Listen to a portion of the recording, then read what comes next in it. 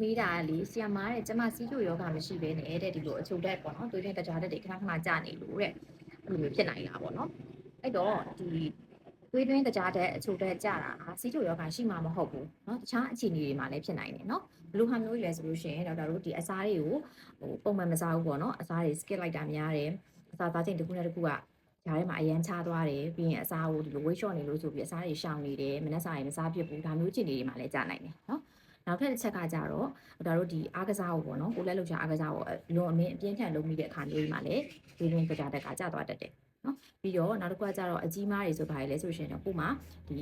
အသေးယောဂါတွေကြောက်ကက်ယောဂါတွေပြီးတခြားပိုးဝင်နေရမျိုးတွေပြီးဟော်မုန်းပြဿနာမျိုးလေးတွေဒါမျိုးတွေမှာလည်းချိုတက်ကကျနိုင်တယ်ပြီးရင်တခြားဒီ insulin normal လို့ခေါ်တဲ့နော်အခြေအနေမှာလည်းကျနိုင်တယ်နော်အဲ့တော့စီးကျိုယောဂါမရှိဘဲလေကျနိုင်ပါတယ်နော်ဆိုရင်ပါရှိတယ်ဆိုရင်စီးကျိုဆေးကြောင်မဟုတ်ဘူးစီးကျိုဆေးမှမဟုတ်ဘူးတခြားအသွေးပင်တကြားတက်ကိုကြားစေနိုင်တဲ့ချုဆေးတွေတောက်မိနေရမျိုးတွေလည်းဖြစ်နိုင်တယ်နော်ဒီလိုအခြေအနေတွေကအများကြီးရှိပါတယ်အဲ့တော့ကိုကခဏခဏ